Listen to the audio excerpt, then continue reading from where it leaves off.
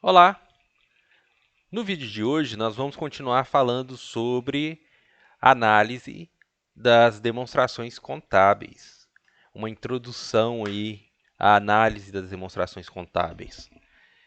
No vídeo anterior eu apresentei aqui um balanço patrimonial e uma DRE simplificada de uma empresa fictícia aqui, onde ela tem ativo total e passivo total de 10.000, ativo circulante de 5.000, passivo circulante de 4.000, lucro líquido de 1.500. E no vídeo anterior também nós falamos, né, que a análise das demonstrações contábeis utiliza-se de indicadores, que é a relação entre duas variáveis, para que esse indicador ele seja usado como referência para comparação entre organizações, entre empresas, para comparações também ao longo do tempo, né? Nós falamos sobre os índices de liquidez, liquidez corrente, liquidez seca, imediata, liquidez geral. E o vídeo de hoje eu queria focar no endividamento. Queria começar falando de endividamento na quantidade do endividamento e na qualidade do endividamento. Quantidade do endividamento, pense na parcela das fontes de financiamento que uma organização tem, que está comprometida com terceiros. Quem não é terceiro? São sócios, são os proprietários, é a organização. E quem é terceiro? É aquele que não é sócio da organização. Um banco, por exemplo, quando pega um empréstimo de curto prazo, ele é terceiro. Um fornecedor é terceiro. O salário do funcionário é terceiro. Tributos é terceiro. E qualidade do endividamento. Qualidade é uma informação importante, que essa palavra qualidade aqui, né, só explicando, né, que às vezes palavra qualidade, dependendo da área, dependendo do setor, ela pode ter uma interpretação diferente. Aqui para nós, qualidade do endividamento é quanto maior o seu endividamento no curto prazo, menor a qualidade do seu endividamento. Isso, do ponto de vista de finanças, está atrelado à liquidez. Quanto mais endividamento você tem no curto prazo, maior deve ser a sua liquidez, a sua capacidade de gerar liquidez para conseguir honrar esses compromissos. Por isso que em finanças é permitido, né, reconhecido o uso dessa palavra qualidade do endividamento. Quanto mais o seu endividamento ele está distribuído no médio a longo prazo, nós podemos pensar que esse endividamento ele tem uma qualidade melhor. A empresa ela tem um prazo maior também para gerar liquidez, para gerar fluxos de caixa que possibilitam o pagamento desse endividamento de médio a longo prazo. Tá? Não estou discutindo aqui custo custo do endividamento, tá? Porque espera-se, né, que quanto maior o tempo, o custo também do endividamento possa ser maior. Aqui eu estou pensando na qualidade do endividamento do ponto de vista da capacidade de honrar, da empresa conseguir honrar suas obrigações. Então, se ela tem muita obrigação no curto prazo e não tem capacidade de honrar, isso pode impactar a organização operacionalmente. Então, vamos começar aqui nessa apresentação aqui, mostrando, né, de novo aqui, isso aqui é a mesma estrutura lá do balanço patrimonial. Eu tenho aqui o passivo circulante, passivo não circulante. Ó, desculpa. Passivo circulante, que é o 4.000, o exigível a longo prazo, que é capital de terceiro, os dois. E o patrimônio líquido, né? Que é capital próprio. Então, essa organização aqui, dos 10.000, 10.000 da fonte de financiamento, 4.500 é de origem de terceiros e 5.500 é de origem própria, ou seja, não exigível, capital próprio. Quanto maior essa parcela aqui do exigível de capital de terceiros aumentar, maior é o comprometimento da empresa com terceiros.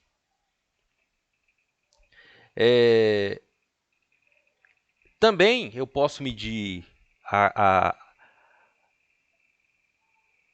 quantidade do endividamento mostrando aqui a relação entre capital de terceiro e capital próprio.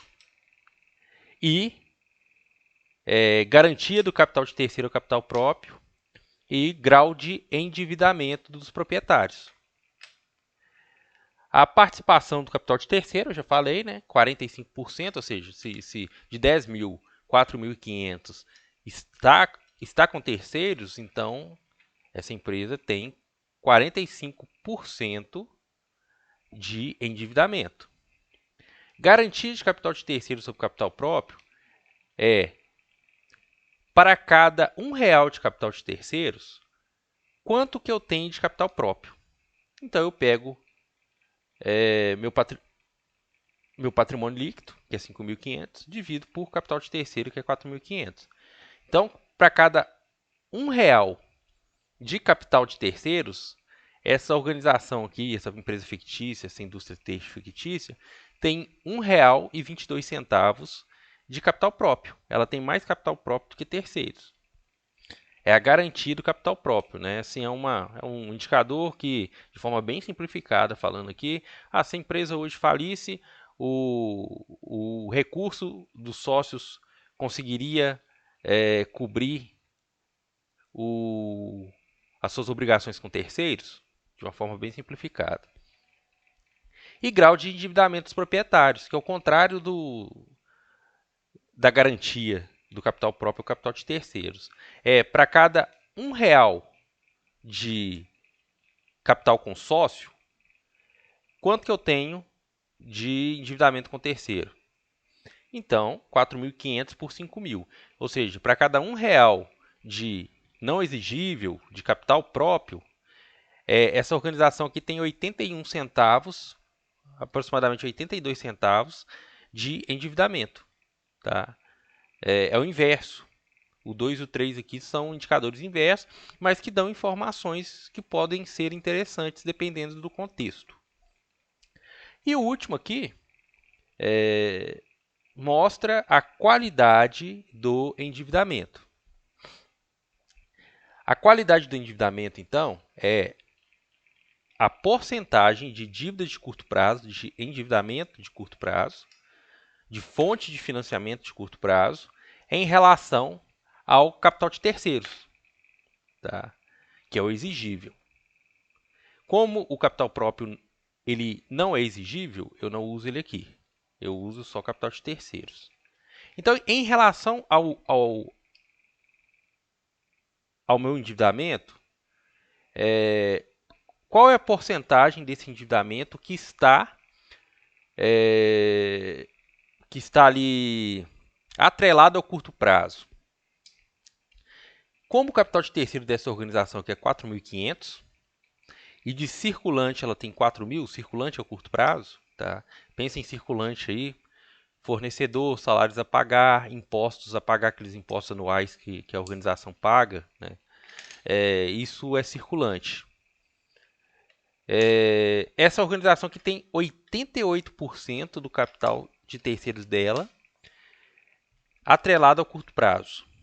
Ou seja, praticamente quase todo o endividamento dela está no curto prazo. Esse número aqui é ruim, é bom? Depende do setor, depende da organização, depende do histórico dela, tá? De forma absoluta, é complicado aqui tirar alguma conclusão. Você pode falar assim, nossa, mas ela tem muito endividamento no curto prazo, mas às vezes ela tem capacidade de gerar fluxo de caixa, ela tem um giro muito alto, muito elevado, e consegue aí honrar esse nível de endividamento de curto prazo. Tá? Ela pode ter um risco operacional maior do que uma outra organização que tenha menor endividamento no curto prazo. Mas isso não quer dizer que seja ruim, não. Tá? Pode ser uma característica da operação com risco mais elevado. Ou seja, às vezes a opção de elevação de risco é uma opção de mercado. E aqui tem mais um quinto, tá? Um quinto indicador aqui. Empréstimos bancários em relação ao capital de terceiro, que é um outro indicador aqui para qualidade, tá? Por quê? Porque às vezes dentro da sua dívida de curto prazo, você tem, por exemplo, dívida com fornecedor, que é diferente da dívida com banco. O fornecedor ele é um financiamento operacional. O banco ele já é um ele já é um empréstimo ali financeiro. Pensando aqui em empréstimo bancário, aquele empréstimo de curto prazo, tá? Não estou falando de empréstimo com BNDES, não, por exemplo, que é 20, 30 anos.